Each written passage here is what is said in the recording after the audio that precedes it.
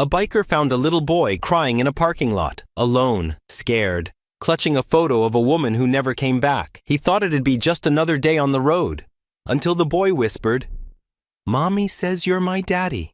Suddenly, a man with no family has a son he never knew existed. He tries to walk away, but something in those small, tearful eyes won't let him. Together, they hit the road, searching for answers and a second chance at life. But when the truth about the boy's mother surfaces and the system threatens to tear them apart, this tough, broken man will face the fight of his life. Not on the streets, but in his heart. Can love really save two lost souls? Or will the past rip them apart for good? The late afternoon sun cast long shadows across the nearly empty parking lot as the Harley's engine rumbled to a stop.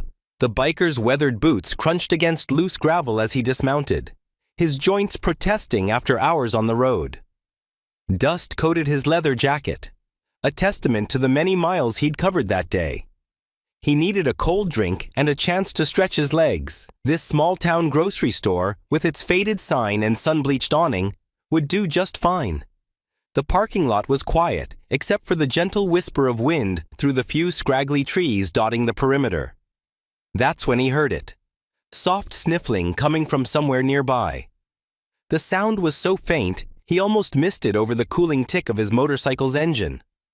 Following the noise, he rounded the corner of a tired-looking beige sedan. A small boy sat hunched on the curb, his thin shoulders shaking. His red t-shirt was wrinkled, and his sneakers were scuffed. Beside him lay a worn backpack decorated with cartoon characters the biker didn't recognize. In the boy's hands was a crumpled photograph that he kept smoothing out on his knee, over and over.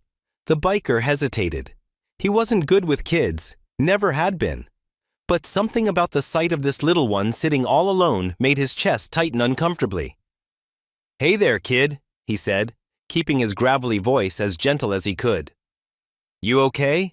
The boy looked up, revealing red-rimmed eyes and tear-stained cheeks. He couldn't have been more than 6 years old. "I'm waiting for my mommy," he said, his lower lip trembling. "She said she had to go inside real quick, but—" He glanced at the store entrance, then back at the biker. "She's been gone a real long time." The biker frowned, scanning the nearly empty parking lot. Something didn't feel right. "How long you been sitting here?" The boy shrugged his small shoulders. "The sun was up there," he pointed high overhead, "when she left. Hours then." The biker's frown deepened. "Come on," he said, holding out his hand without thinking.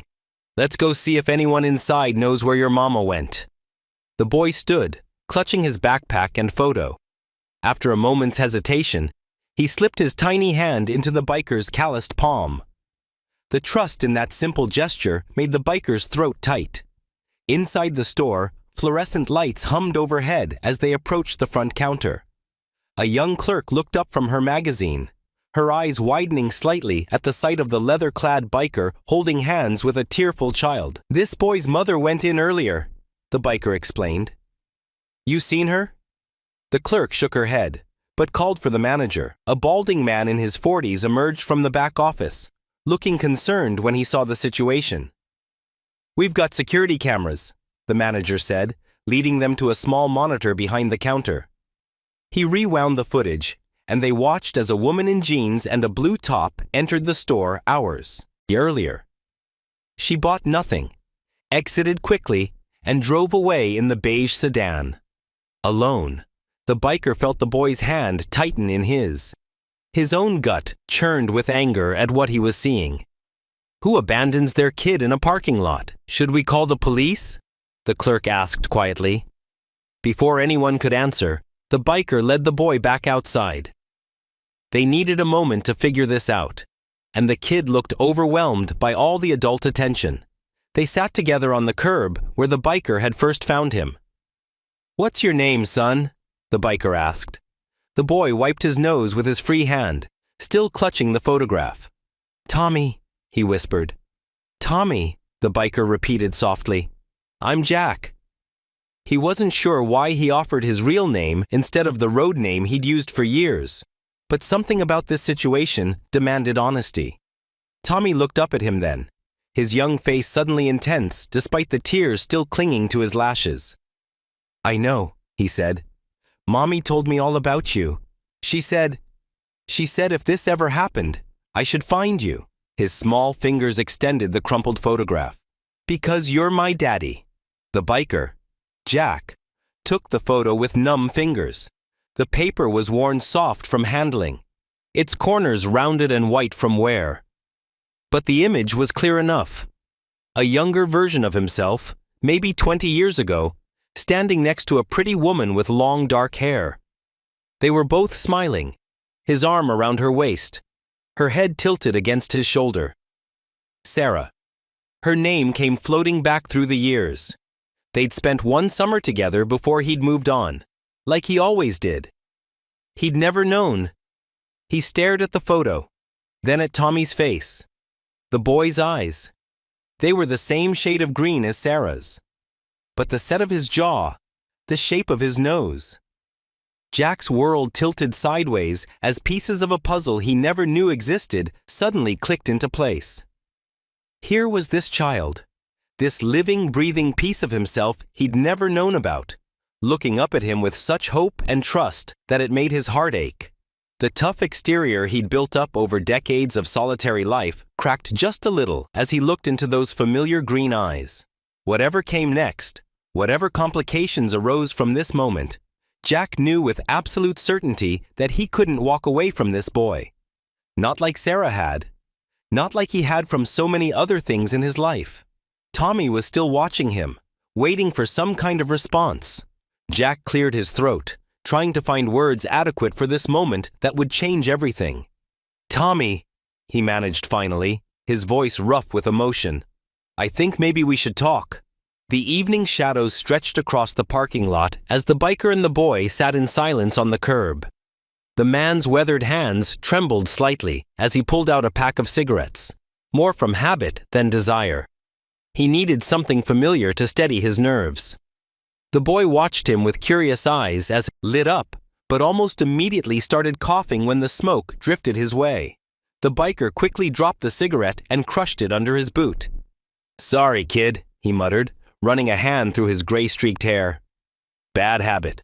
The boy shrugged, hugging his backpack closer. "Mommy used to smoke too, but she said she was trying to quit." The biker's stomach twisted at the mention of the boy's mother. He pulled out his old flip phone, turning it over in his hands a few times before dialing 911. The dispatcher's voice crackled through the speaker. "I need to report an abandoned child," he said gruffly, keeping his voice low. "I'm at Miller's Grocery on Route 16. He glanced at the boy. "Yeah, he's safe. Says his mother left him here." Within 15 minutes, a patrol car pulled into the lot, its lights cutting through the growing darkness. The sheriff stepped out. A tall woman with kind eyes and a no-nonsense attitude. She approached them slowly, clipboard in hand. "Evening," she said, crouching down to the boy's level. "I'm Sheriff Martinez. Can you tell me your name?"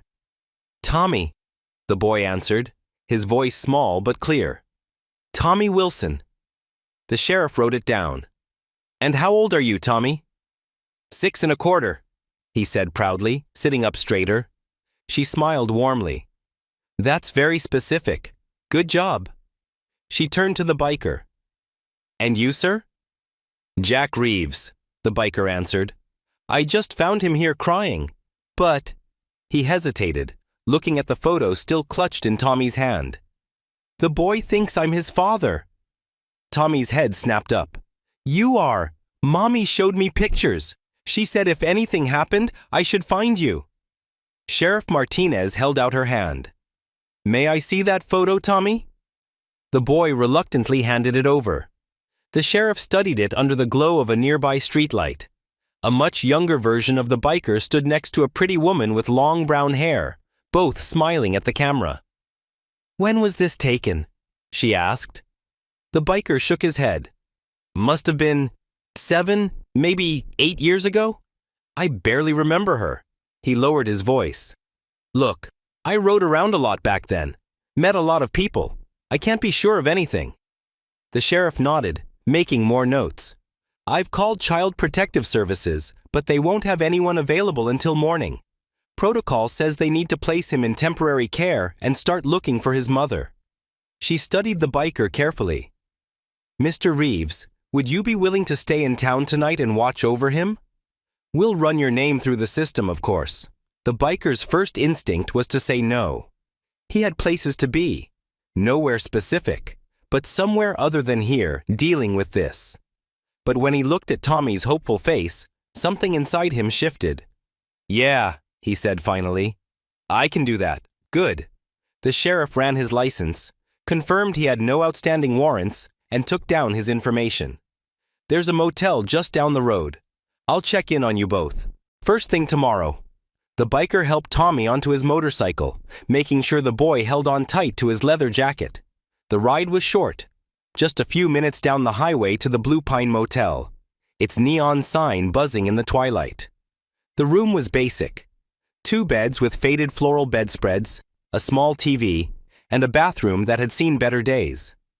Tommy immediately claimed the bed near the window, dropping his backpack on it. Can we get something to eat? He asked. I'm hungry. The biker realized he hadn't eaten all day either. He found a vending machine outside their room and bought some chips and candy bars. Not exactly a proper dinner, but it would have to do. Tommy sat cross-legged on his bed, happily munching on chips while watching cartoons on the fuzzy TV screen. The biker settled into the room's only chair, an uncomfortable vinyl thing that creaked under his weight. You should take the other bed, Tommy said between bites. That chair looks uncomfortable. I'm fine here, the biker replied. He wasn't planning on sleeping much anyway. As the evening wore on, Tommy's eyes grew heavy. He crawled under the covers, still fully dressed, clutching his backpack like a teddy bear. Good night, Dad, he mumbled before drifting off. The word hit the biker like a punch to the gut. He waited until Tommy's breathing became slow and steady before pulling out the photograph again. In the dim light from the bedside lamp, he studied every detail. The woman. Sarah? Sandra. He couldn't remember her name, was laughing at something off camera. And there he was, younger and less gray, with his arm around her waist. The timestamp in the corner read, August 2016. He counted backward in his head. The timing would be right for a 6-year-old boy. The biker slumped in his chair, the photo trembling slightly in his calloused hands. There was no denying it now. That was definitely him in the picture, and the implications of that truth were about to change everything. The first rays of sunlight crept through the thin motel curtains, casting long shadows across the worn carpet. The biker's eyes flickered open, his neck stiff from sleeping in the chair. For a moment, he forgot where he was. Then he saw the boy. The little one sat cross-legged on the bed, his small backpack clutched tight against his chest like a shield. His eyes were fixed on the old TV mounted to the wall, where colorful cartoon characters bounced around silently. The biker noticed he'd figured out how to use the mute button. Considerate for such a young kid. A loud rumbling broke the quiet. The boy's hands went to his stomach, and he looked down, embarrassed. Sorry, he whispered. The biker cleared his throat, his voice rough from sleep. Ain't nothing to be sorry for, kid. We should get some food in you. He stood up, stretching his aching back. There's a diner I saw down the street. You like pancakes? The boy's face lit up, and he nodded eagerly. The morning air was crisp as they walked the short distance to the diner. The boy kept pace beside him, taking 2 quick steps for every one of the biker's long strides. His sneakers made soft scuffing sounds on the sidewalk. Do you live around here? The boy asked suddenly, looking up with curious eyes.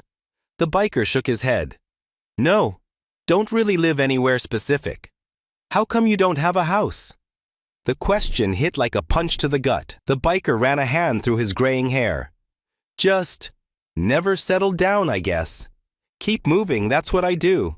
They reached the diner, a small building with large windows and a neon open sign buzzing in the early morning light.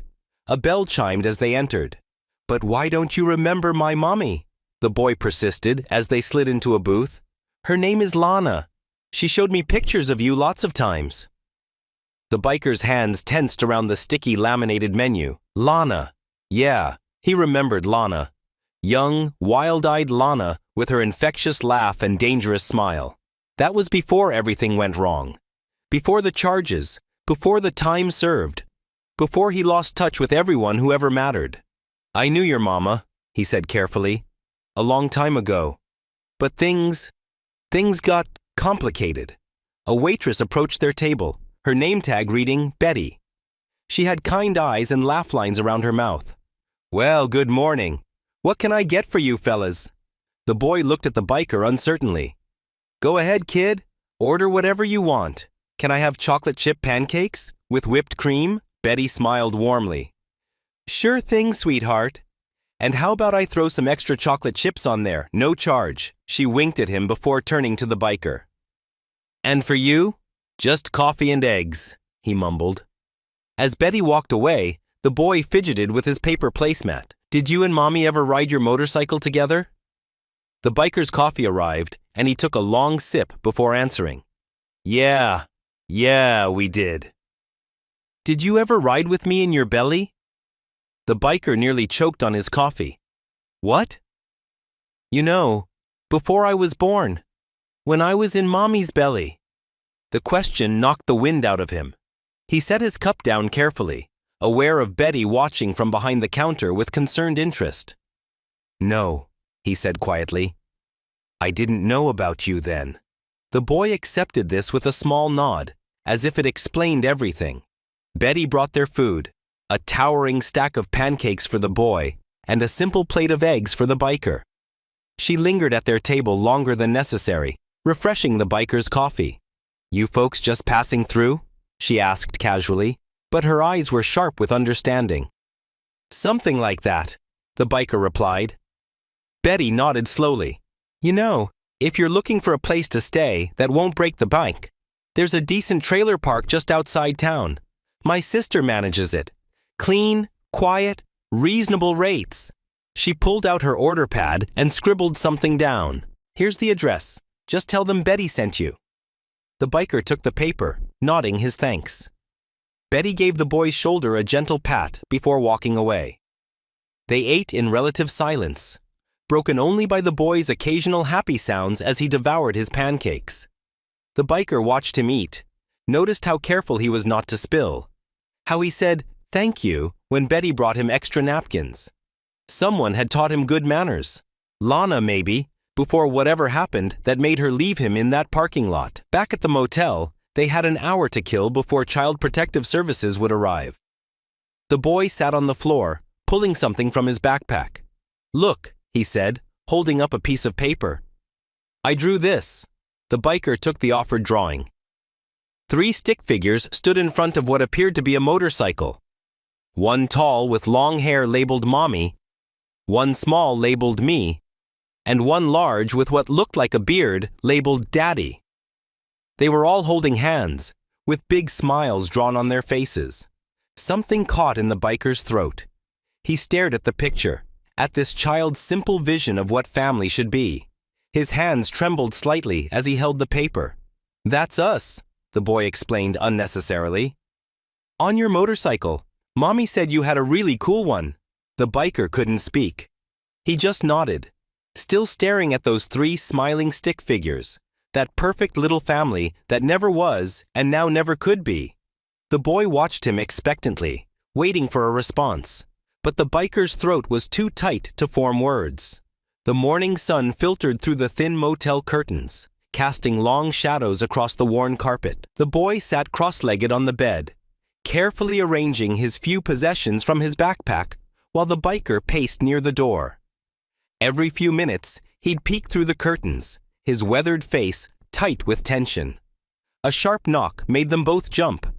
The biker's hand instinctively went to the doorknob, but he hesitated, taking a deep breath before opening it. Ms. Reyes stood in the doorway, her neat blazer and practical shoes a stark contrast to the shabby motel setting. Her dark hair was pulled back in a professional bun, and she carried a leather portfolio under one arm. Her eyes quickly scanned the room, taking in every detail. Good morning, she said, her voice warm as she addressed the boy. I'm Ms. Reyes. What's your name, sweetheart? The boy scooted back on the bed, moving closer to where the biker now stood. "Tommy," he whispered, clutching his backpack tighter. Ms. Reyes smiled gently, but when she turned to the biker, her expression became more reserved. "Sir, I understand you're the one who found him?" "That's right." The biker's voice was gruff. He crossed his arms, his leather jacket creaking. "Found him outside the grocery store yesterday evening." Ms. Reyes nodded, opening her portfolio and pulling out some papers. "I've reviewed the initial police report. The situation is complicated. Tommy claims you're his father?" The boy piped up. "He is! Look!" He scrambled off the bed and retrieved the crumpled photo from the nightstand, holding it out to Ms. Reyes. She examined the photograph carefully. "I see the resemblance," she said carefully, "but without legal documentation or a paternity test, I'm required to place Tommy in emergency foster care while we investigate." "No!" Tommy's voice cracked. He ran to the biker, wrapping his arms around the man's legs. "Please don't make me go. I want to stay with my daddy." The biker's rough hands settled on the boy's shoulders, surprising himself with the protective gesture. "Listen," he said to Ms. Reyes, his voice lower than usual. "Isn't there something we can do? Some paperwork or something?" Ms. Reyes's professional mask softened slightly at the sight of Tommy's tears. "Well," she said, consulting her papers, "you could file for temporary guardianship. That would give us time to investigate properly. But," she looked at the biker pointedly, "it would require background checks, proof of residence, income verification." The biker's jaw tightened. "I got a record," he admitted. "Did some time years back. But I served it. Been clean since." "That complicates things," Ms. Reyes said. She watched as Tommy pressed his face into the biker's leg, his small shoulders shaking. "But it doesn't automatically disqualify you, especially if it's been several years and the offenses weren't violent." The biker thought quickly, remembering his conversation at the diner. The waitress at May's diner mentioned a lawyer, someone who handles family cases. He met Ms. Reyes's eyes. "Give me 24 hours. Let me talk to this lawyer. See what can be done. Please." Ms. Reyes looked from the tough-looking biker to the crying child clinging to him. Her training told her to follow protocol, but something in the scene before her made her pause. The man's stance was protective, not threatening. And the boy's trust seemed genuine. She closed her portfolio slowly. "This is highly irregular," she said. "But given Tommy's obvious attachment and distress," she sighed, "I can give you until tomorrow morning to file emergency guardianship papers. But," she added firmly, "if you haven't filed by then, or if the lawyer advises against it, I'll have no choice but to place Tommy in foster care." "Thank you," the biker said gruffly. "We'll find that lawyer today." Ms. Reyes pulled out a business card and handed it to him. "My direct number. Call me if you need anything, and I'll be back first thing tomorrow morning." She knelt down to Tommy's level. "It's going to be okay, sweetheart. We're all going to make sure you're safe and taken care of." Tommy lifted his tear-stained face from the biker's leg, but didn't let go. "Promise you won't take me away?" "I promise we'll do what's best for you," Ms. Reyes said carefully. She stood and gathered her things, giving the biker one last look. "Tomorrow morning, 9 a.m. sharp. Don't make me regret this." The biker nodded solemnly. They watched through the window as Ms. Reyes walked to her car, made several phone calls, and finally drove away. The parking lot fell quiet, except for the distant sound of traffic and Tommy sniffling. The biker looked down at the boy still clutching his leg. His rough hand awkwardly patted Tommy's head. "Hey, kid," he said softly. He crouched down to meet Tommy's eyes, his leather jacket creaking as he moved. "We better go find that lawyer." The bell above the law office door chimed as the biker and the little boy stepped inside. The space was small but tidy, with wood-paneled walls and the faint smell of coffee in the air. The boy's borrowed helmet, still much too big for his head, dangled from his small hands. A middle-aged woman at the front desk looked up, her eyes widening slightly at the unlikely pair. A gruff-looking biker in his leather vest and a small boy in slightly rumpled clothes. "Can I help you?" she asked, her voice professional but kind. The biker cleared his throat. Need to speak with a lawyer. About… He gestured awkwardly toward the boy. Family stuff. Mr. Whitlow might have a few minutes, she said, checking a desktop calendar. Would you like to wait? The boy tugged at the biker's sleeve. My feet feel funny from the motorcycle, he whispered loudly. Here. The biker lifted him onto one of the cushioned waiting chairs. Better? The boy nodded, swinging his legs back and forth. The biker paced the small waiting area, his heavy boots making soft thuds on the carpet. After what felt like forever but was probably only 10 minutes, the assistant waved them in. Mr. Whitlow's office was cramped but welcoming, with stacks of papers everywhere and a large window letting in afternoon sunlight. The lawyer himself was older, probably in his 70s, with wire-rimmed glasses and a gentle demeanor that reminded the biker of some old-time family doctor. Well now, Mr. Whitlow said, what brings you folks in today? The biker pulled out the crumpled photo and laid it on the desk. Got a situation, he said, and began to explain. He told about finding the boy in the parking lot, about Lana from all those years ago, about his time behind bars and how he'd been riding solo ever since. The boy, meanwhile, had discovered a small toy truck on a bottom shelf and was quietly rolling it back and forth across the carpet. Mr. Whitlow listened without interrupting, occasionally jotting notes on a yellow legal pad. When the biker finished, the lawyer leaned back in his chair. CPS is coming back tomorrow? He asked. The biker nodded. Yeah. Said they'd take him to some foster place unless… He trailed off, not quite sure how to finish. Unless we can establish your parental rights or at least secure temporary guardianship, Mr. Whitlow completed the thought. He tapped his pen against the desk. We can file for emergency guardianship today. It won't guarantee anything, but it might buy us some time. Time for what?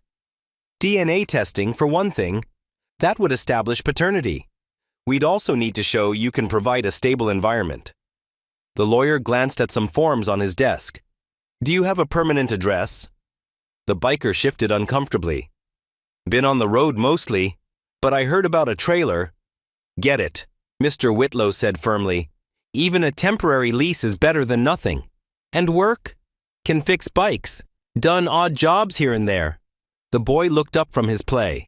He makes good pancakes too. Mr. Whitlow smiled. That's a start. Listen. He leaned forward, his voice growing serious. I'll help you file the emergency paperwork today. But you need to understand. The system isn't typically kind to men with criminal records seeking custody. The biker's jaw tightened. I did my time. Been clean since. I believe you, Mr. Whitlow said softly. But we'll need to prove it. Get that trailer. Look for work. Show them you're serious about providing a home. For the next hour, they filled out paperwork. The boy eventually fell asleep in his chair, the toy truck still clutched in his hand. Mr. Whitlow promised to file everything immediately and gave the biker his personal cell number. Call me the minute CPS shows up tomorrow, he said. I'll be there. Back on the motorcycle, the boy now wearing his oversized helmet again, they headed to the diner. The afternoon sun was starting to sink, casting long shadows across the small town's streets. The waitress from breakfast, her name tag read Betty, was still there. Her eyes lit up when she saw them. Well, look who's back, she smiled at the boy. Hungry again, sweetheart? Actually, the biker said, wanted to ask about that trailer you mentioned. Betty's face turned serious. You're staying? The biker nodded. Let me call Joe. He owns the place.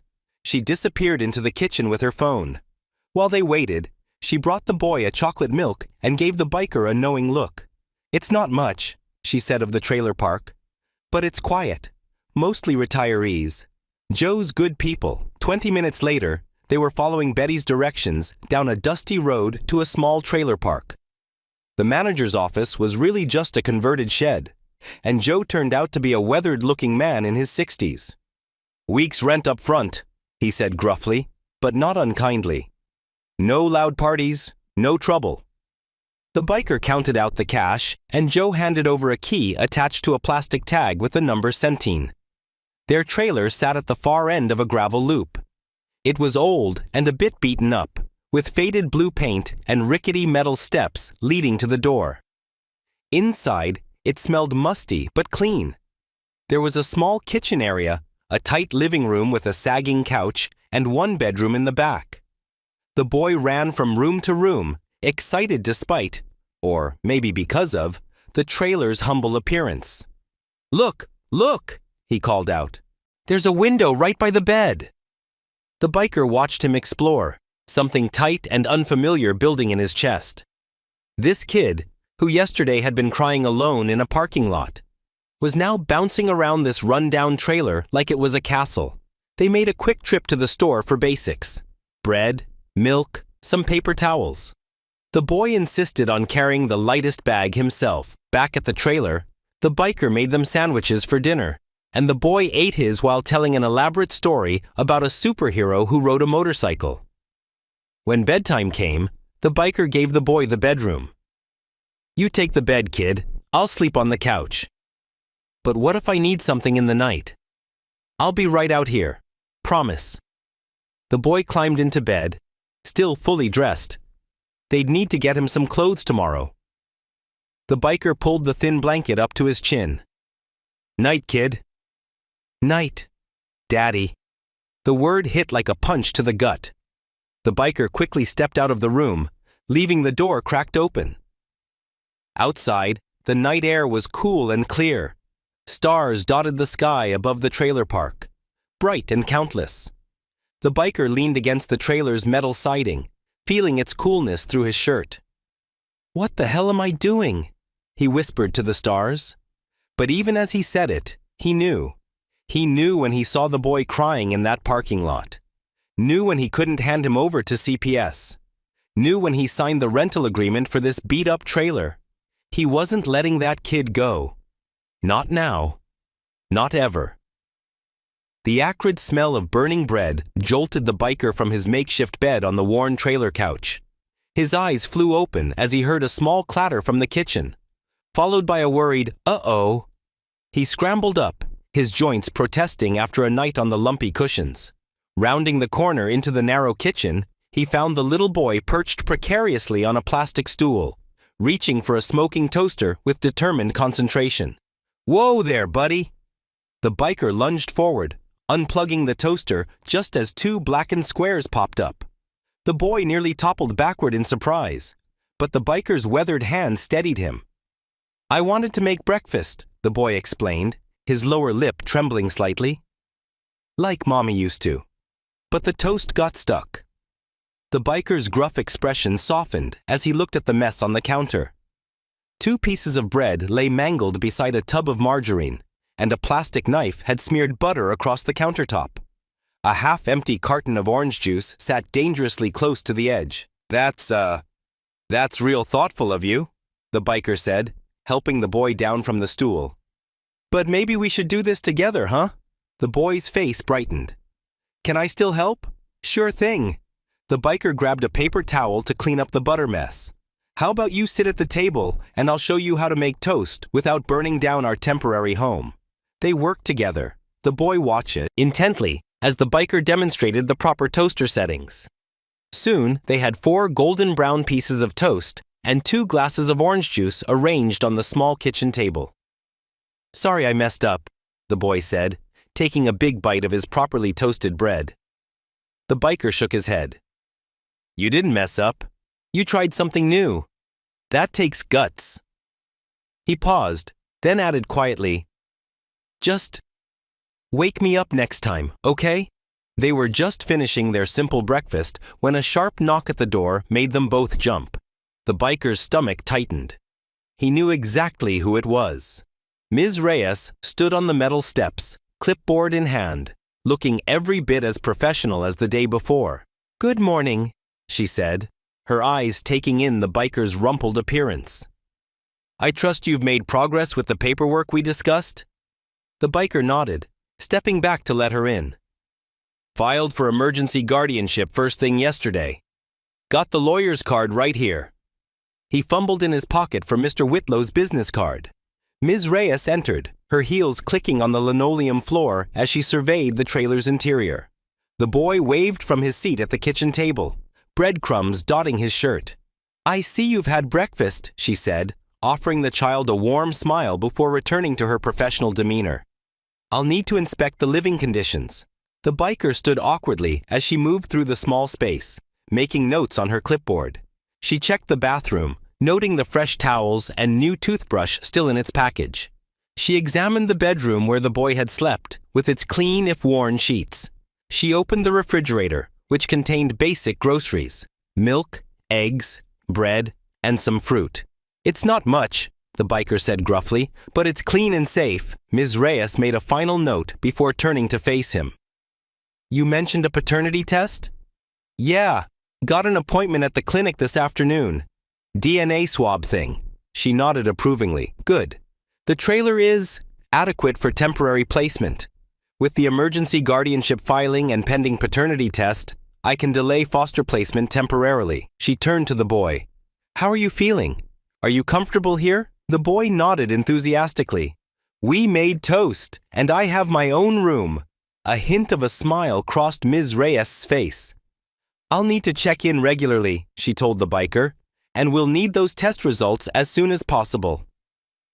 After she left, the biker let out a long breath he hadn't realized he'd been holding. The boy tugged at his sleeve. "What's a paternity test?" The biker ran a hand through his gray-streaked hair. "It's a way to prove if I'm really your dad or not." "Oh." The boy considered this. "When will we know?" "Soon enough, kid. Soon enough." That afternoon, they rode to the clinic on the motorcycle, the boy securely fastened in front of him. The waiting room was sterile and quiet, save for the boy's swinging feet, thumping against the plastic chair. The biker's fingers drummed nervously on his knee until a nurse called them back. The procedure was simple, just a quick swab inside their cheeks. But the biker's hands were shaking slightly as he signed the paperwork. The boy, on the other hand, treated it like an adventure, proudly showing off his cotton swab to the nurse before she sealed it away. "Results should be ready in a few days," the nurse told them cheerfully. As they walked back to the motorcycle, they passed a small second-hand store. The boy stopped, pressing his face against the window where several used toys were displayed. The biker reached into his pocket, feeling the few dollars he had left. He should save it for food, for gas, for all the things they might need. But the boy's wide eyes, fixed on a small red toy truck in the window, made him push open the door. The bell jingled as they entered. The boy rushed to the toy display while the biker counted his crumpled bills. Just enough for the truck, which had a slight chip in the paint but was otherwise intact. "Here you go, kid," he said, handing over the wrapped package once they'd paid. The boy's face lit up like Christmas morning as he carefully unwrapped it. Back at the trailer, they spent the evening with the boy running the truck along the coffee table, making engine noises and creating elaborate stories about where the truck was going. The biker watched, something warm and unfamiliar growing in his chest. As the sky darkened outside, the boy's truck adventures slowed. He climbed onto the couch next to the biker, toy still clutched in his small hands. After a moment of silence, he looked up with serious eyes. "Even if we're not family, can I still stay with you?" The biker felt his throat tighten. He reached out and gently ruffled the boy's hair. "Let's see what the test says, champ." The morning sun streamed through the diner's windows, casting long shadows across the checkered floor. The little bell above the door jingled as the biker and the boy stepped inside. The diner was quiet, with only a few early customers nursing their coffee cups. Marla looked up from wiping down the counter, her eyebrows rising in surprise. "Well, look who's back," she said warmly, her weathered face breaking into a smile. The boy waved enthusiastically. "Hi! We had pancakes here yesterday." "That you did, sweetheart." Marla grabbed 2 menus and gestured to a booth by the window. "Same spot as before?" The biker nodded, guiding the boy with a gentle hand on his shoulder. The vinyl seat squeaked as they settled in, the boy immediately reaching for the paper placemat and crayons Marla provided. "Coffee?" she asked, already pouring a cup for the biker. He wrapped his rough hands around the warm mug, looking more tired than he had the day before. "Thanks," he said gruffly. "Listen, could we talk to you for a minute? When you got time?" Marla glanced around the near-empty diner. "For you two? I got time now." She slid into the seat across from them, folding her hands on the table. "What's on your mind?" The biker watched as the boy concentrated on his drawing, tongue sticking out slightly. "We went to see a lawyer yesterday," he began quietly. "Filed for emergency guardianship. Took one of them DNA tests too." "That's good," Marla nodded encouragingly. "Shows you're taking this seriously. Thing is," the biker's voice dropped lower, "even with all that, CPS ain't too keen on leaving him with someone like me. Ex-con, no steady job, living in a trailer." He ran a hand through his gray-streaked hair. "They're gonna want more." The boy looked up from his drawing. "But I want to stay with you," he said simply, his eyes wide and earnest. Marla's face softened as she watched them. The biker awkwardly patted the boy's hand before continuing. "Been thinking maybe I could find work around here. Something steady. Show them I can provide." "Tell you what," Marla said after a moment of consideration. "Our evening dishwasher just quit. It's not glamorous work, but it's honest pay." She smiled at the boy. "And the cook always makes extra chocolate chip cookies for hard workers." The biker straightened up. "You serious?" "Dead serious." Marla's eyes were kind but firm. "I've been watching people come through this diner for 30 years. I know a good heart when I see one, even if it's wrapped in leather and engine grease." The boy bounced in his seat. "Can I help too? I'm good at helping." "Well now," Marla chuckled, "we might just have to find you a special job too." She turned back to the biker. "I can also put in a good word with CPS. Been here so long, everybody knows me. They trust my judgment." The biker swallowed hard, clearly moved by the unexpected kindness. "Why would you do all this for us?" Marla was quiet for a moment, her fingers tracing patterns on the Formica tabletop. "Lost my Harold 15 years ago," she said finally. "Never had children of our own. But I've seen plenty come through here, seen what happens when the system gets hold of them." She looked at the boy, who was back to coloring. "Sometimes people just need a chance. Looks to me like you two found each other for a reason. When can I start?" the biker asked. "Tonight if you want. 5 to close." Marla stood up, straightening her apron. "And one more thing. There's a ladies' group at my church that runs a charity closet. I bet we could find this young man some fresh clothes and school supplies." The boy's eyes lit up. "Really? Can I get a backpack like the other kids?" "Sure can, honey." Marla smiled. "Now, how about some breakfast? On the house, to celebrate your daddy's new job." The biker opened his mouth to protest, but Marla waved him off. "Don't argue with me. I'm your boss now." They ate their breakfast. Eggs and hash browns for the biker, Mickey Mouse pancakes for the boy, while Marla made some calls. By the time they finished, she had arranged for them to visit the church charity closet that afternoon. The morning passed in a blur of activity. Marla introduced them to Sarah, who ran the charity closet, and soon the boy was trying on clothes while the biker watched awkwardly from a folding chair. They found 3 pairs of jeans, some t-shirts, and a bright blue backpack that made the boy squeal with delight. "Look," he exclaimed, hugging it to his chest. "It's just like real school kids have." The biker's throat tightened as he watched his son, and he was starting to think of him that way now, parade around with his new belongings. Sarah even found some children's books to tuck inside the backpack. That evening, the biker returned to the diner for his first shift. The boy sat at the counter, homework sheets spread out before him, while Marla helped him with simple addition between serving customers. The kitchen was hot and the work was hard. But every time the biker looked out through the service window and saw his son safe and happy, he felt a surge of determination. Near closing time, Marla brought them both ice cream sundaes. "You did good work today," she told the biker. "Both of you." The walk home in the twilight was peaceful. Stars were just beginning to appear in the purple sky, and the air was cool and sweet. The boy skipped along beside the biker, his new backpack bouncing with each step. "Is Marla our friend now?" the boy asked suddenly. The biker thought about everything she'd done for them. The job, the clothes, the way she'd called CPS to vouch for him, describing him as a hard-working member of our community. He thought about how she'd helped the boy with his numbers and slipped extra French fries onto his plate at dinner. "Yeah," he nodded. "Maybe our first real one in a long time." The afternoon sun filtered through the trailer's dusty windows, casting long shadows across the cramped living space. The biker sat cross-legged on the floor, surrounded by scattered papers and old receipts from his duffel bag. His weathered hands moved methodically through the mess, searching for anything that might help prove his identity to the courts. "There's gotta be something in here," he muttered, pushing aside old motorcycle maintenance records and faded gas station receipts.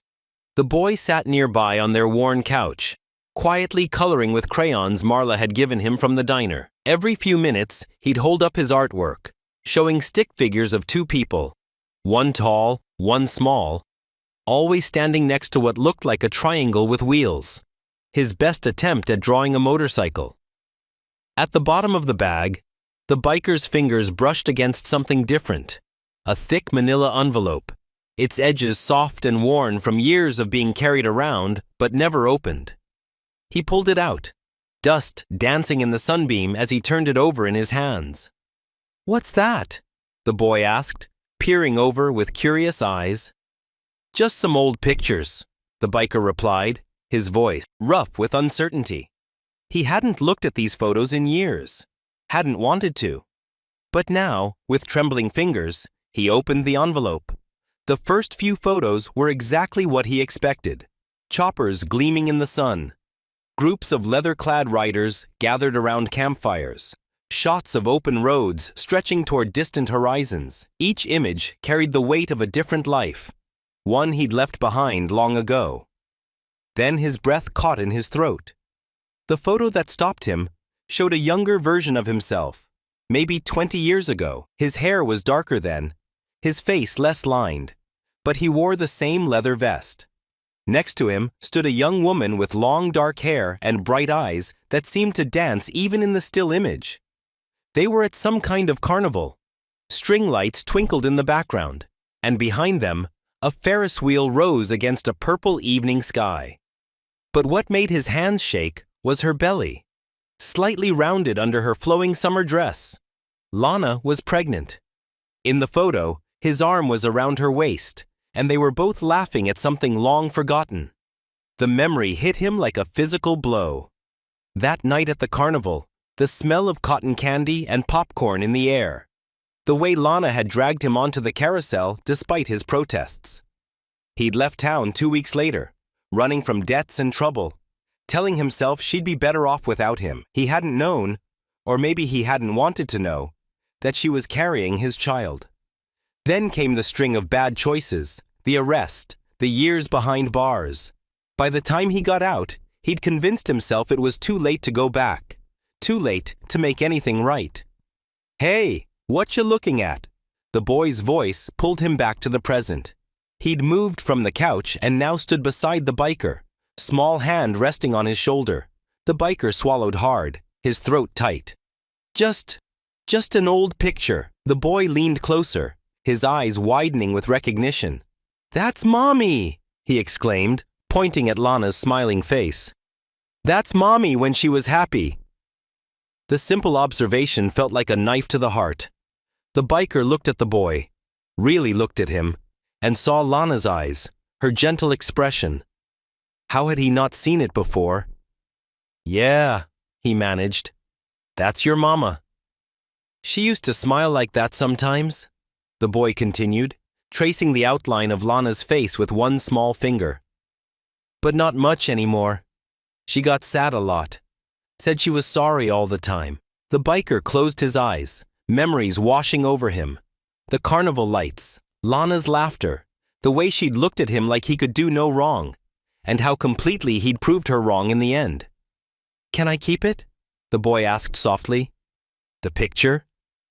The biker nodded, carefully removing the photo from its plastic sleeve. "Sure, kid. It's yours." As the boy carried his treasure back to the couch, holding it like something precious, the biker felt the weight of all his past mistakes pressing down on him. He thought about Lana, wondering where she was now. What had happened to turn her smile into sadness? Later that night, after tucking the boy into bed, he sat in the dark kitchen with his old flip phone in hand. The plastic was worn smooth from years in his pocket, but he rarely used it. Had no one to call, really. With fingers that didn't want to cooperate, he punched in a number he'd never forgotten, though he'd never used it since leaving town all those years ago. Lana's number. The phone rang once, twice, then cut off abruptly. His heart pounding, he tried again. This time, a mechanical voice responded, "We're sorry. The number you have dialed has been disconnected." The biker closed the phone slowly, staring at it in the darkness. Somewhere in another room, he could hear the boy's soft breathing, peaceful in sleep, and he realized that while he couldn't fix the past, he had a chance, right now, to do something right for once.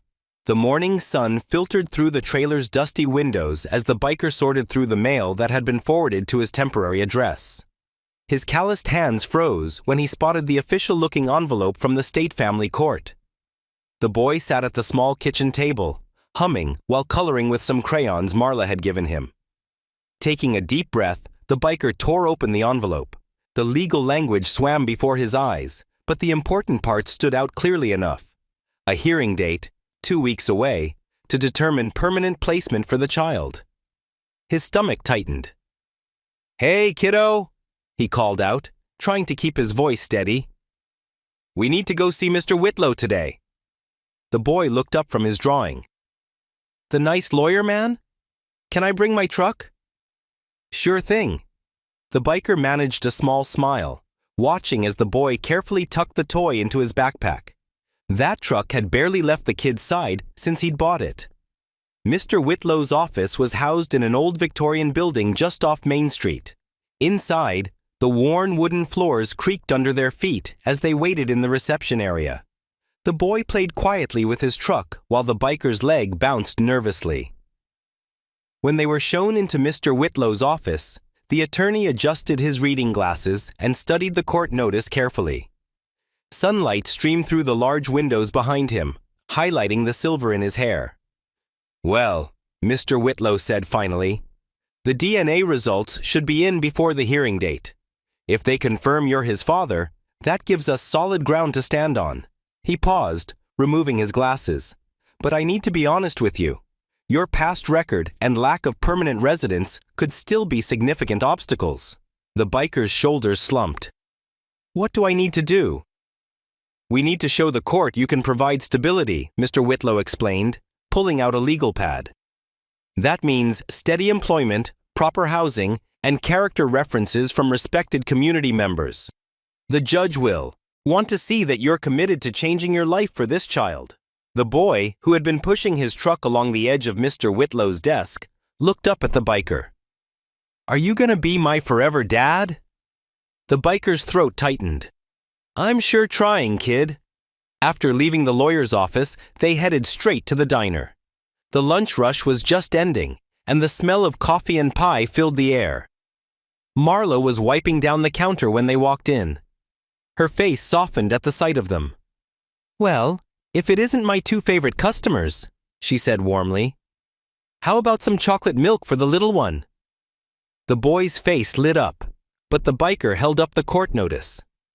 "Actually, Marla, we need to ask you something important." They settled into a quiet booth, and the biker explained the situation while the boy sipped his chocolate milk. Marla listened intently, her kind eyes showing understanding.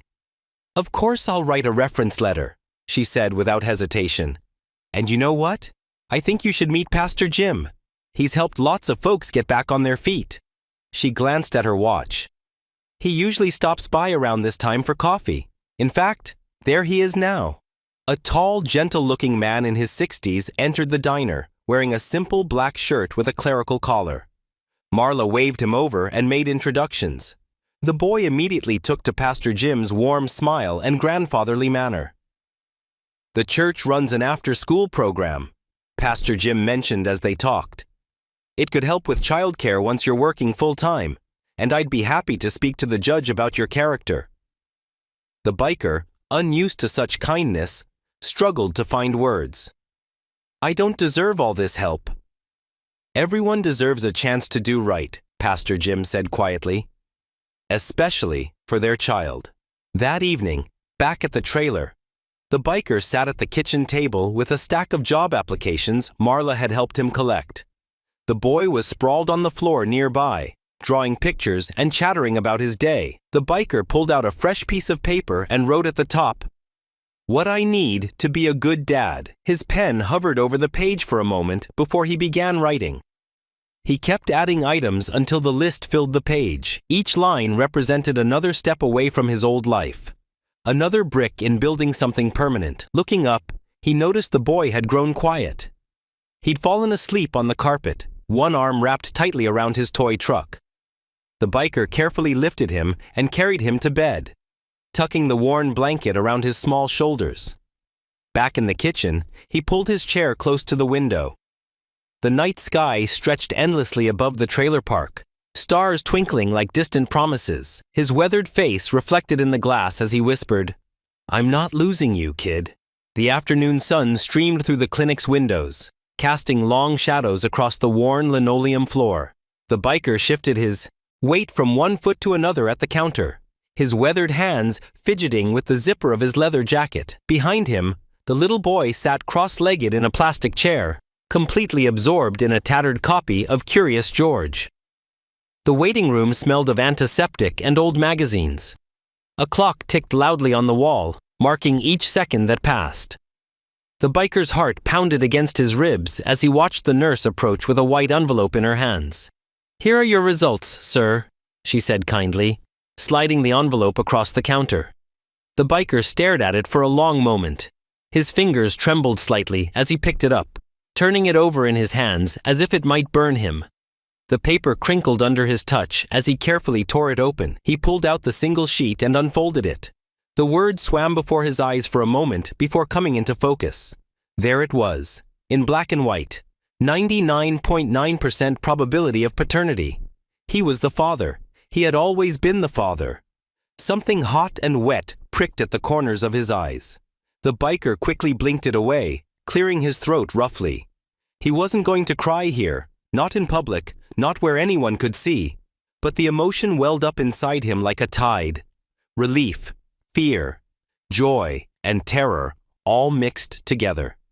He turned toward the waiting area where the boy sat, still engrossed in his book. The child looked up and smiled, completely unaware that his whole world had just been confirmed on a piece of paper. The biker walked over and knelt down beside the chair, his knees creaking slightly as he lowered himself to eye level.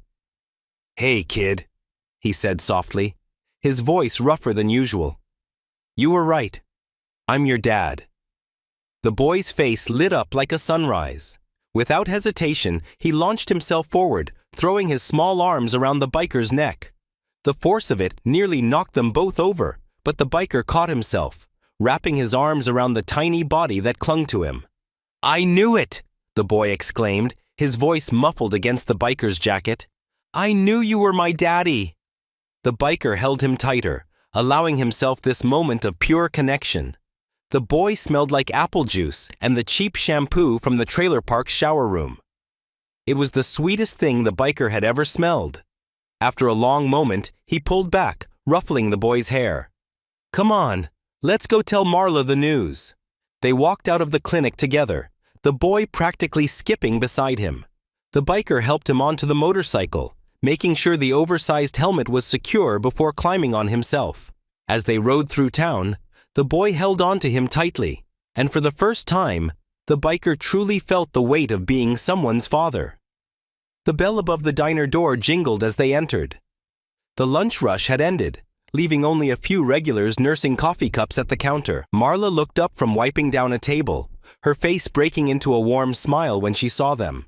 "Well, if it isn't my favorite customers," she said, straightening up and putting her hands on her hips. "You two look like you've got news." The boy couldn't contain himself. "He's really my daddy!" he burst out, bouncing on his toes. "The doctor paper says so." Marla's eyes welled up immediately. She rushed forward, enveloping both of them in a tight hug. The biker stiffened for a moment, unused to such physical affection, but then relaxed into it. Her embrace felt motherly, something he hadn't experienced in decades. "Oh, I'm so happy for you both," she said, wiping at her eyes with her apron. "This calls for a celebration." She led them to their usual booth and disappeared into the kitchen. When she returned, she had a legal pad and pen in her hands. "First things first," she said, sliding into the booth across from them. "We need to get this properly written down for the court.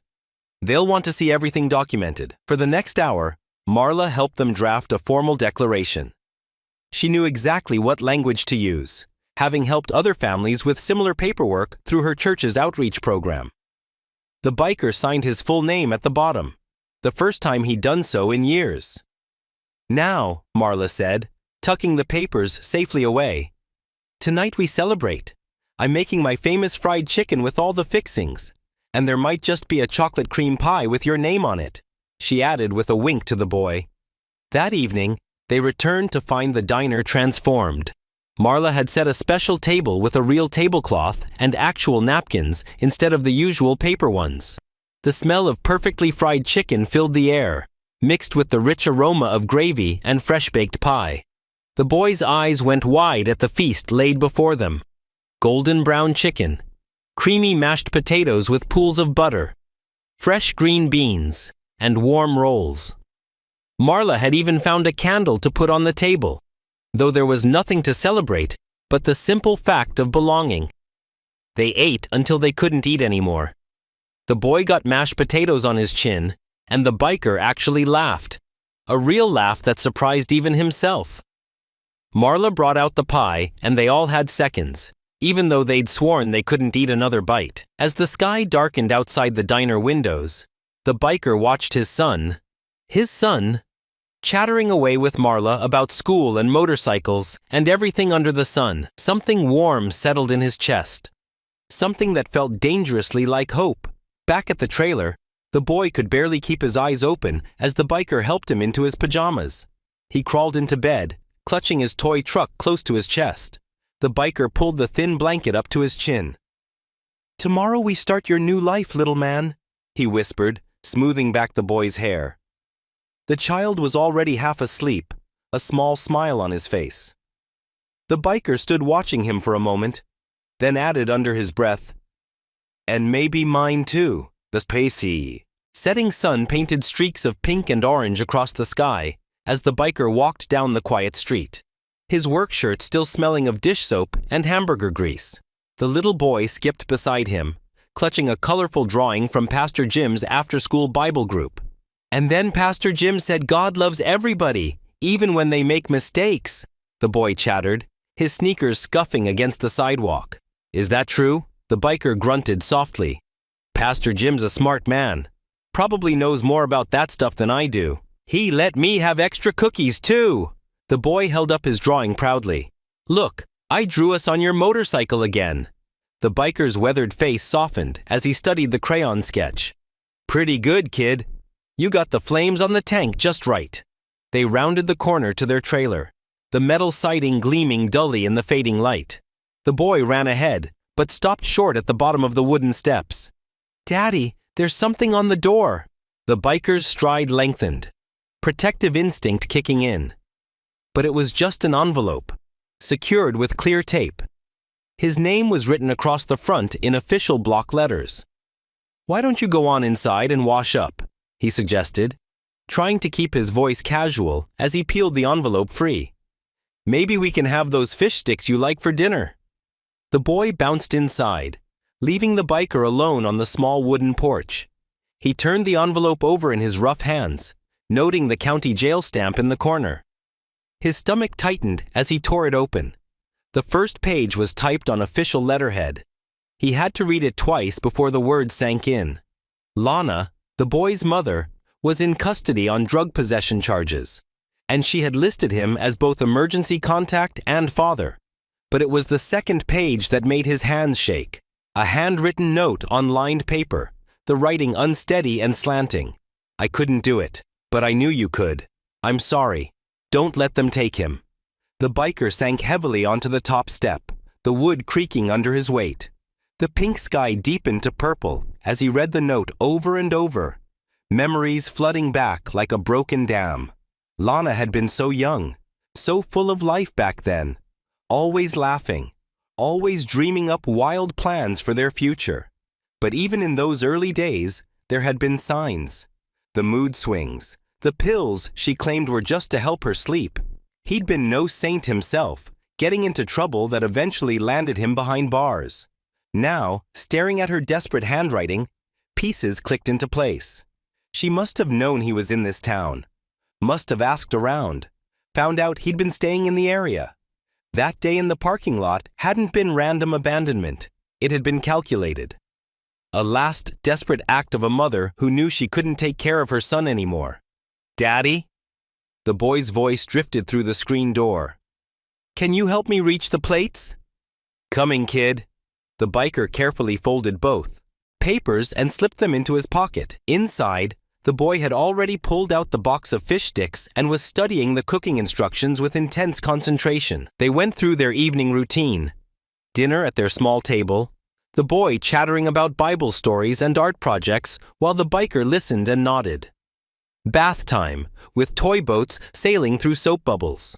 One bedtime story that turned into 3 because the boy kept saying, "Just one more, please?" Finally, the boy drifted off to sleep, clutching his stuffed bear.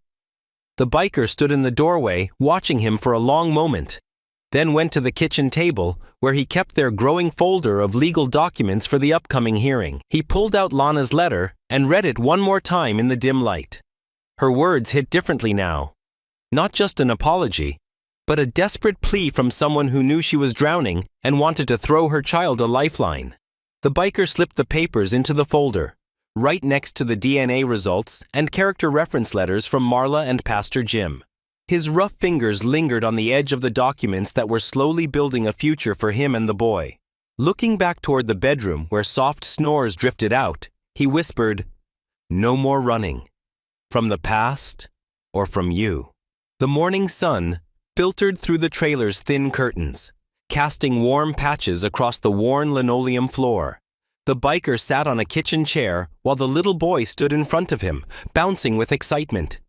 "Please, Daddy, like in the picture I showed you."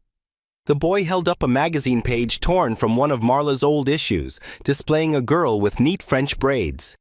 The biker's weathered hands hesitated over the boy's soft hair. "I ain't exactly good at this kind of thing, kid." "That's okay. Just try." The boy's enthusiasm was contagious, making the biker's lips twitch into a small smile. With careful concentration, the biker separated the dark strands into 3 sections, his calloused fingers moving with surprising gentleness. His movements were slow and uncertain, nothing like the confident way he worked on motorcycle engines. "Ouch!" the boy giggled as the braid went sideways. "Sorry, little man." The biker loosened his grip. "Told you I'm no good at this." When he finished, the result was comically crooked. One side higher than the other, with loose strands sticking out everywhere. They stood in front of the bathroom mirror together, and the boy burst into delighted laughter. "I look like a crazy person." The biker couldn't help but chuckle too. "Yeah, well, maybe we better stick to regular hairbrushes from now on." "No way! I want crazy hair every day." Their laughter faded as the biker checked his watch. "Time to go see Mr. Whitlow, kid. Got your backpack?" The boy nodded, suddenly more subdued. He grabbed his worn backpack, now containing some coloring books Marla had given him, and followed his father out to the motorcycle. The courthouse loomed ahead of them, its brick facade stern and imposing. Mr. Whitlow met them in his office, a small room filled with law books and the smell of coffee. The attorney's kind eyes crinkled with concern as he spread their documents across his desk. "I want to be straight with you," Mr. Whitlow said, adjusting his reading glasses. "The DNA test is solid, and these character references from Marla and Pastor Jim are excellent. But," he paused, glancing at the boy who was contentedly coloring in the corner, Your record is going to be a significant hurdle. The biker's jaw tightened. I served my time. That was years ago. I know, Mr. Whitlow nodded. But the judge's primary concern will be the child's welfare. They'll want to see stability, routine, a proper support system. I got all that now, the biker insisted, his voice low but intense. Got a job. Got a place to live. Got people vouching for me. And that's good, Mr. Whitlow agreed. But 2 months of stability versus a history of transience? We need to be prepared for the possibility that the court might still favor foster care. The boy looked up from his coloring book, his crayon pausing mid-stroke. The biker noticed and quickly changed the subject. What time you want us here tomorrow for the prep session? Later that afternoon, they walked into Marla's diner, the bell above the door chiming welcomingly. The familiar smell of coffee and pie wrapped around them like a warm blanket. There's my favorite customers, Marla called out, wiping her hands on her apron. Come meet someone. She led them to a booth where a man in his 60s sat nursing a cup of coffee.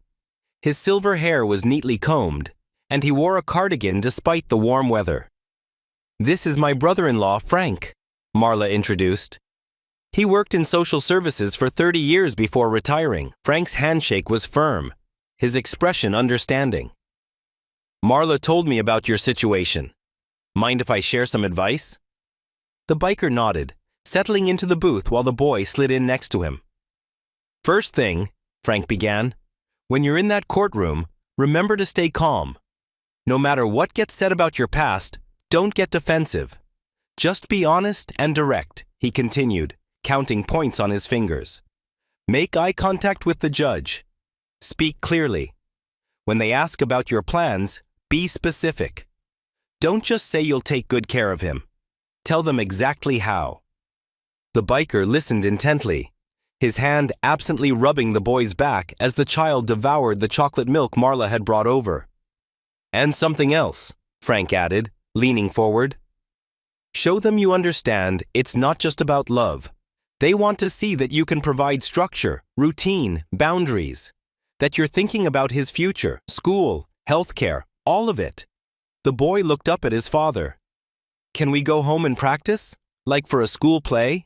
Back at the trailer, they spent the evening cleaning and organizing. The biker showed the boy how to make his bed properly, and together they arranged his few toys neatly on a shelf they'd built from scrap wood. Okay, kid, the biker said, sitting down at their small kitchen table. Let's practice those questions Mr. Whitlow talked about. The boy sat up straight, pretending to be serious. What do you feed him? He asked in a deep voice, mimicking a judge. Well, Your Honor, the biker replied carefully. He gets 3 proper meals a day. Breakfast before school, usually oatmeal or eggs. Lunch is packed with a sandwich, fruit, and milk. Dinner's always got vegetables, even though this little guy tries to hide them under his napkin sometimes. The boy giggled, caught out. What's his bedtime routine? He asked in the same grown-up voice. Bath at 7, then pajamas. One story from his library books, teeth brushing, and lights out by 8. No exceptions, even on weekends. They continued their practice session until the boy's real bedtime approached. The biker helped him change into pajamas and tucked him in, smoothing the blanket with extra care tonight. As he turned to leave, the boy's small hand caught his sleeve. If they make me go, he whispered, his voice trembling slightly. Will you still come to find me? The biker's throat tightened. He sat back down on the edge of the bed and looked into those trusting eyes. They won't have to. You're already home. The boy's fingers slowly released their grip on his sleeve, and he snuggled deeper under the covers, comforted by the simple certainty in his father's voice. The mahogany doors of Courtroom B felt heavy as the biker pushed them open. Morning light filtered through tall windows, casting long shadows across the polished floor. He tugged at the collar of Pastor Jim's blazer, a kind gesture that now felt like it was choking him. The jacket was a touch too small across his broad shoulders, but it was the best they could do on short notice. His worn boots echoed against the floor as he made his way to the front. Behind him, Marla guided the boy to a wooden bench in the gallery. The child clutched his toy truck, his small fingers working nervously over its wheels. The biker caught his eye and managed a slight smile, trying to project a confidence he didn't feel. Ms. Reyes sat at a side table, her posture professional as she arranged her files. She'd been fair throughout this process, stern but not unkind. The biker appreciated that, even if her presence made his stomach knot with worry. Mr. Whitlow stood at the defense table, his silver hair neatly combed, his manner calm and reassuring. He'd prepared them well for this moment, but nothing could truly ready the biker's heart for what was about to happen. "All rise," the bailiff called out, "the Honorable Judge Matthews presiding." The judge entered, her black robe sweeping behind her as she took her seat. Her face was lined with experience, her eyes sharp and observant as she surveyed the room. "Be seated," she said, her voice carrying authority without harshness. "We're here today regarding custody petition case number 2023 FC 143. The proceedings began with Ms. Reyes's testimony. She spoke in measured tones about her investigations and findings. "The child was initially found abandoned," she stated, consulting her notes. "Standard procedure would typically result in immediate foster placement. However, given the unusual circumstances and the subsequent DNA confirmation of paternity, we've monitored the situation closely." She detailed her visits to the trailer, her observations of the growing bond between father and son. While the living conditions are modest, they meet all basic requirements. The child appears well cared for, with regular meals, appropriate bedtime routines, and consistent attendance at school. The biker felt his chest tighten as she continued. "However, I must note concerns regarding the father's criminal history and previous transient lifestyle." Mr. Whitlow rose next, his movements deliberate and dignified. He presented the DNA results first, then moved methodically through the evidence they'd gathered. Employment records from the diner, the lease agreement for the trailer, bank statements showing regular deposits and responsible spending. "Your Honor," Mr. Whitlow said, adjusting his reading glasses, "I'd like to present character references from several respected community members." He produced letters from Marla, Pastor Jim, and even the school principal, who'd noted the boys' improved attendance and happiness. The biker watched as each piece of paper was handed to the judge, each one a thread in the rope he hoped would anchor his son to him permanently. "Furthermore," Mr. Whitlow continued, "we have documentation of the mother's current incarceration and her written statement naming my client as the father and requesting he retain custody." The judge reviewed each document carefully, her expression unchanged. Then she looked up. "We'll hear from the petitioner now." The biker stood, his legs feeling unsteady. He'd practiced what to say with Mr. Whitlow, but looking at the judge now, all those prepared words fell away. Instead, he spoke from his heart. "Your Honor," he began, his voice rough with emotion, "I know what my record shows. I've made mistakes, lots of them. Spent 3 years in prison for theft and assault. After that, I just drifted, trying to outrun my past." He paused, swallowing hard. "I didn't know I had a son. Never knew Lana was pregnant when I left town all those years ago. That's no excuse, just the truth. But that little boy found me in a parking lot a month ago, and everything changed." The biker glanced back at his son, who sat clutching Marla's hand, the toy truck forgotten in his lap. "I've learned more about being a man in these few weeks than I did in all my years on the road. I learned how to make pancakes without burning them, how to braid hair, though I'm still pretty bad at it." A soft chuckle rippled through the courtroom. His voice grew stronger, more passionate. "I learned that being scared to death of failing someone is exactly what makes you try harder not to fail them. I learned that having someone depend on you, really depend on you, makes you want to be better than you ever thought you could be." Tears threatened, but he pushed on. "I didn't know I had a son, but I've known him for a month, and I'd give my life for him. That's what makes a dad, not blood alone. I can't change my past, Your Honor, but I'm asking for a chance to give him a future. A real one, with a home and a father who'll never walk away again."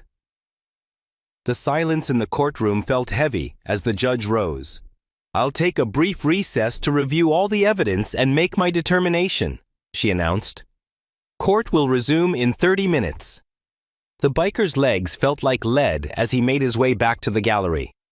The boy immediately reached for him, and he lifted his son onto his lap. They sat quietly together, the boy's small hand wrapped in his larger one, waiting. Marla squeezed his shoulder supportively. Mr. Whitlow remained at the defense table, reviewing his notes. Ms. Reyes sat perfectly still, her face unreadable. The 30 minutes felt like years. When the bailiff called them to rise again, the biker's heart hammered so hard he could barely hear anything else. The judge returned to her seat, her face solemn as she looked directly at him. After careful consideration of all evidence presented, including the DNA confirmation, character references, current living situation, and, most importantly, the obvious dedication shown to the child's well-being, I've reached my decision. She paused, her eyes never leaving the biker's face. Against expectations and due to exceptional circumstances, I'm granting full custody to the biological father. The tears the biker had been holding back all morning finally broke free, sliding silently down his weathered cheeks. He pulled his son closer, feeling the boy's arms wrapped tightly around his neck. The early morning sun painted golden stripes across the trailer's worn linoleum floor. Through the thin walls came the cheerful songs of morning birds, mixing with the quiet sounds of small feet padding across the kitchen. The biker stirred on his makeshift bed on the couch, awareness creeping in slowly as unfamiliar cooking sounds reached his ears. His eyes snapped open. Something was sizzling. He sat up quickly, his heart racing, only to find the boy carefully placing 2 pieces of slightly burnt toast on a paper plate. A half-empty carton of orange juice sat precariously close to the edge of the counter, and there were breadcrumbs scattered everywhere. But the boy's face was pure sunshine. "Happy first real day, Dad." The word Dad came out a bit shy, a bit tentative, but it hit the biker square in the chest like a warm ray of light. "Well, look at this," the biker said, his gruff voice softening as he took in the scene. "You didn't have to do all this, little man." "Marla says breakfast is important," the boy declared seriously, carefully carrying the plate to the small table. "And this is our first breakfast as real family." The biker cleared his throat against the sudden tightness there. "That it is," he managed. They sat together at the scratched formica table, sharing slightly charred toast and orange juice in mismatched cups. The boy chatted excitedly about his plans for his room, while the biker just watched him, still trying to wrap his head around the fact that this was real. This was his life now. After breakfast, they headed into town for a walk. The morning air was crisp and clean, carrying the scent of fresh-cut grass from nearby lawns. The boy skipped alongside the biker, occasionally reaching up to hold his hand at crosswalks. "Good morning," called Mrs. Peterson from her garden. "Heard the good news. Congratulations." The boy waved enthusiastically while the biker nodded, still unused to friendly greetings from strangers. But as they continued their walk, more townspeople stopped to offer kind words and warm smiles. Mr. Thompson from the hardware store, the mailman, even the usually grumpy owner of the corner market. "Looks like the whole town knows," the biker muttered, but there was no real discomfort in his voice. "That's 'cause we're famous now," the boy declared proudly, making the biker chuckle. When they reached Marla's diner, they found the front window decorated with colorful balloons. The bell above the door jingled as they entered, and several regular customers broke into applause. "There's my favorite new family," Marla called out, emerging from behind the counter with a broad smile. The diner was festooned with streamers, and a hand-drawn banner read, "Welcome home, little man." The boy's eyes went wide at the sight of a chocolate cake centered on the counter, decorated with wobbly blue frosting letters. "Is that for us?" "Sure is, sweetheart," Marla said, pulling him into a warm hug. She turned to the biker, her eyes misty. "You did good, you know that?" The biker shuffled his feet, uncomfortable with the praise, but touched all the same. "Couldn't have done it without you, Marla." They settled into their usual booth, now decorated with balloons tied to the seats. Regular customers stopped by to offer congratulations, and even the cook came out from the kitchen to shake the biker's hand.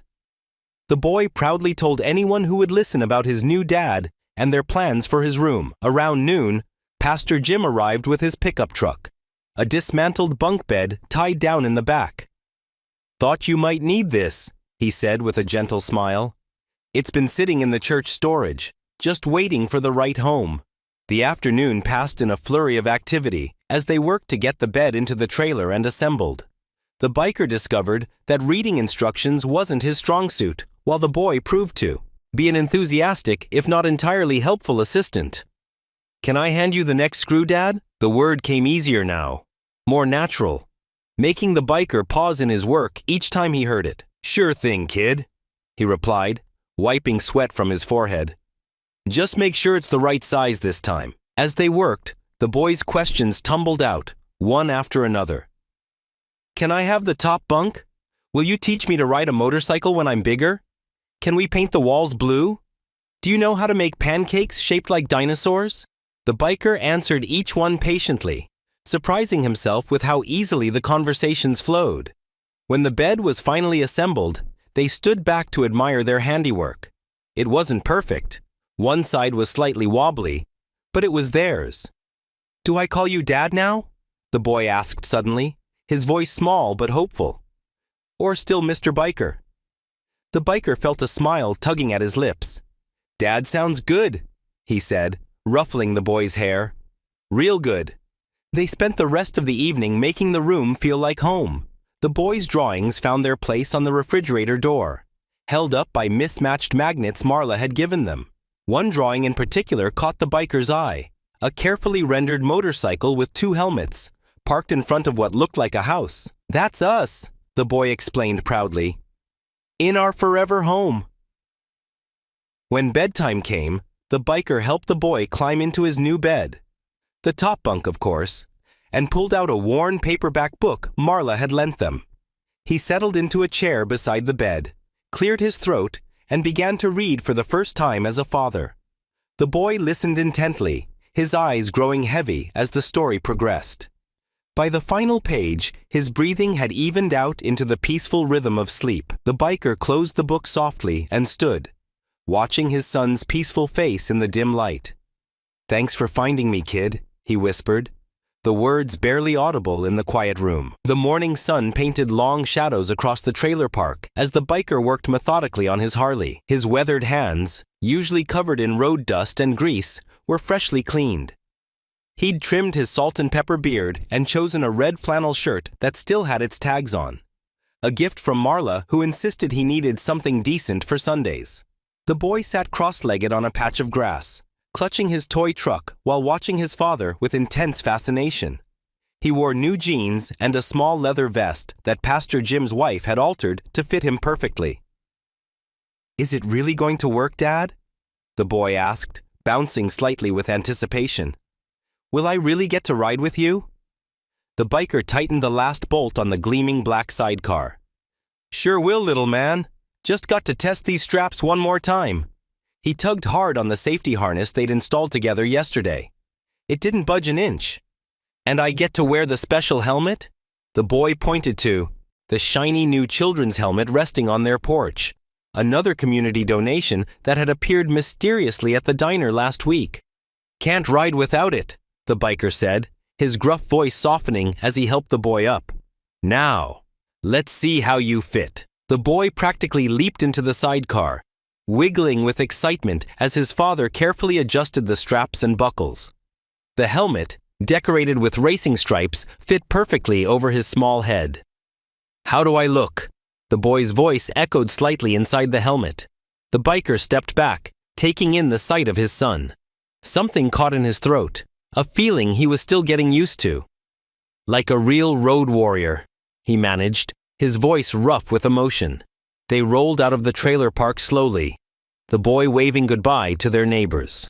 The sidecar hugged every turn perfectly, just as the biker had planned.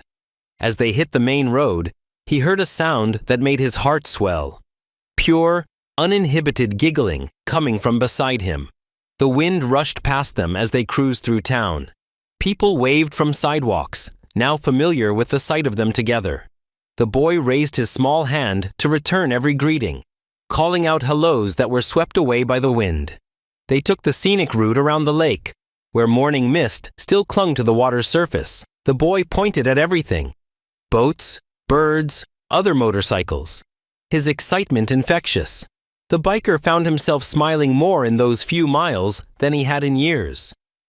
At the familiar hilltop turnout, the biker cut the engine. The spot overlooked the whole valley, with the small town nestled below like a handful of scattered toys. He remembered the last time he'd been here, alone and lost, sleeping rough under the stars with only his regrets for company. Now, he helped his son out of the sidecar and watched as the boy explored the hilltop with boundless enthusiasm. From his saddlebag, the biker pulled out a paper bag containing 2 slightly squashed peanut butter sandwiches and a couple of juice boxes. Their first proper picnic. They sat together on the warm seat of the Harley, legs dangling, eating their simple meal in comfortable silence. The boy swung his feet, occasionally bumping against the bike's chrome with his sneakers. "Dad?" the boy asked, wiping peanut butter from his chin with his sleeve. "Yeah?" "When do I start school? The real kind, not just Pastor Jim's group." The biker nodded thoughtfully. "Mr. Whitlow's helping me with the paperwork. Should be ready for you to start next month. Will I make friends there?" "Bet you will. You're good at that, making friends." The boy considered this, taking a long sip from his juice box. "Can we get a dog when I learn to read good?" The biker couldn't help but chuckle. "Maybe. Let's take it one thing at a time, okay?" "Okay." The boy crumpled his empty juice box. "But can we look for a bigger place too? Tommy at church said his family has a whole house." "Working on that too, little man. The diner's giving me more hours next month. We'll save up, do it right."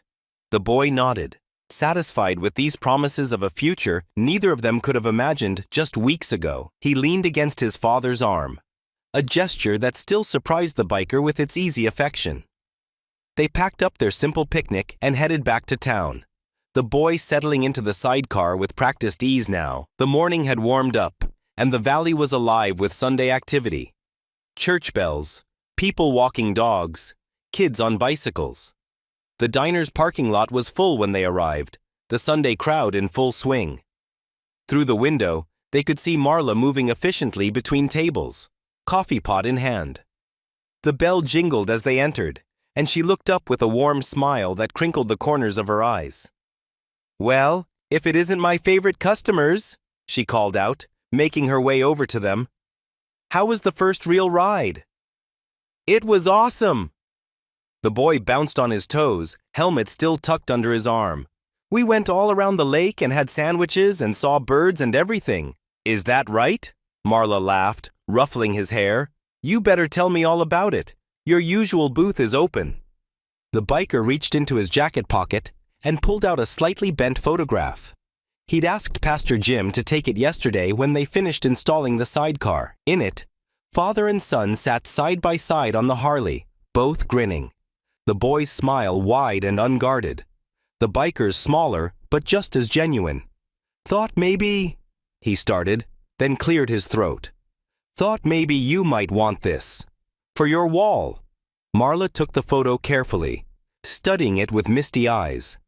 Without a word, she walked to the register where a cork bulletin board hung covered in local photos and memories. She pinned their picture right in the center. "Perfect," she said softly, stepping back to admire it. "Right where it belongs." They settled into their regular booth, the vinyl seats squeaking familiarly. The boy knelt on his bench, still buzzing with excitement from their morning adventure. Outside, their Harley gleamed in the late morning sun, the new sidecar a symbol of their changed lives. "Dad?" the boy asked, as Marla set down their usual orders. Chocolate milk for him, black coffee for his father. "Yeah?" "This is the best life ever." The boy beamed, face still flushed from the wind and joy. The biker looked at his son, this miracle he never knew he needed, and felt a deep peace settle in his chest. "Me too, little man," he replied, his voice steady and sure. Me too.